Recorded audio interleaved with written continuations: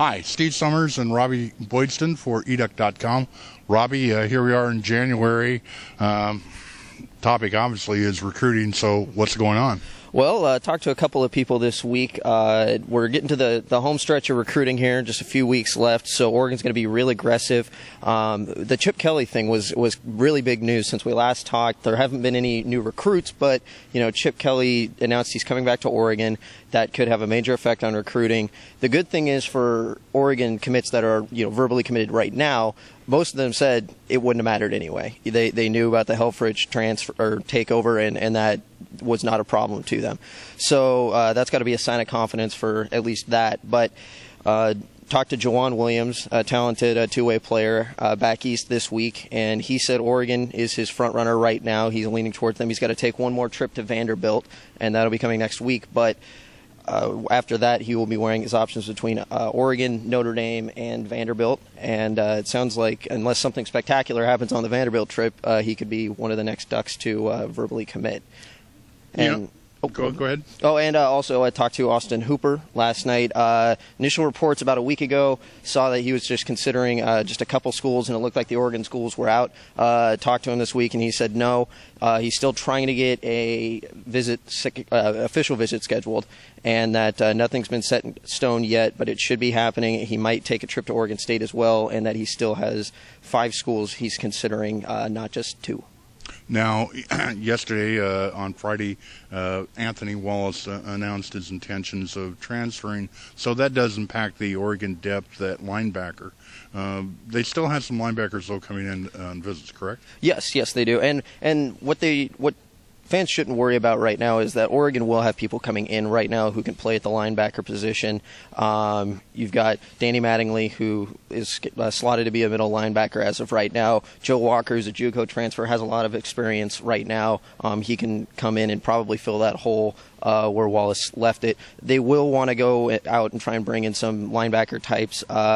One of our own, Eric Scoble, reported that, or saw on a Twitter account, that Alec James is visiting this weekend. He could be someone who's versatile enough to maybe slip into a spot like that.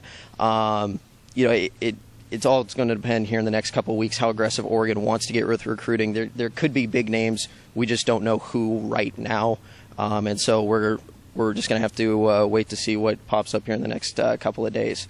Well, it's a double-edged sword. Chip Kelly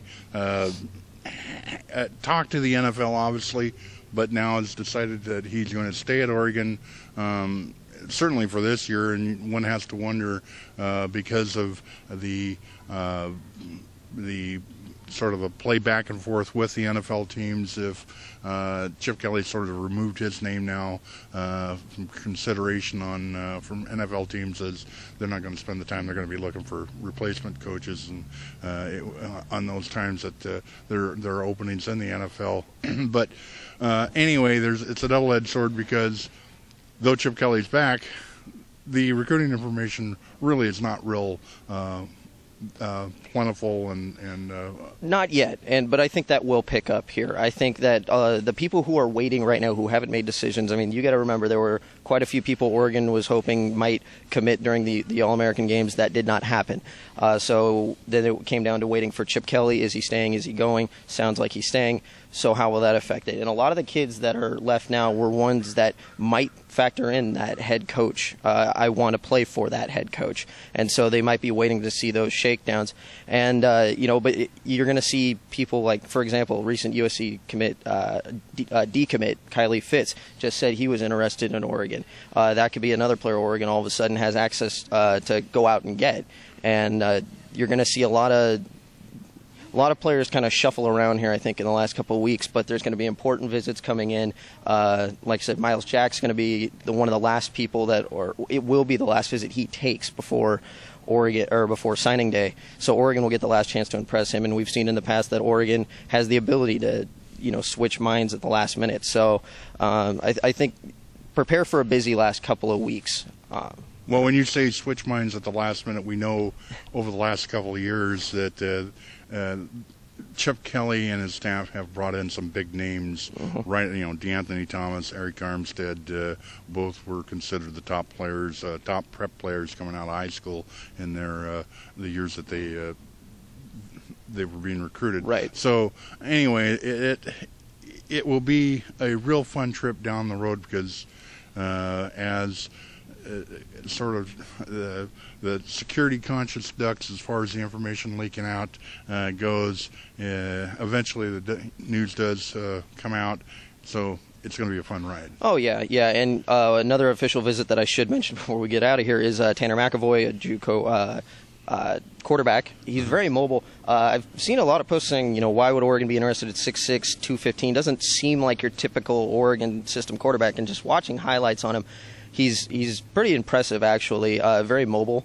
And he's very patient with his decisions. He can make a snap quick decision, which you need to do in an Oregon offense, but he's versatile enough to be used in many different situations. And when you take into account how Oregon uses everybody, last year Brian Bennett saw a lot of playing time in blowouts, but they still inserted packages for him to get into games, like the one with Colt Lyerla.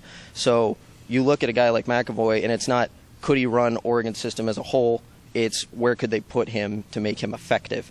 And I think that's what the coaches saw. They're seeing something in him, and maybe he's one after his visit. We'll get reports coming in here in the next couple of days on these people, see how much they enjoyed their visits and if Oregon actually is making that splash. Well, and hopefully we'll get a better idea, too, on exactly how many visitors are coming in on their official visits. So. Oh, yes.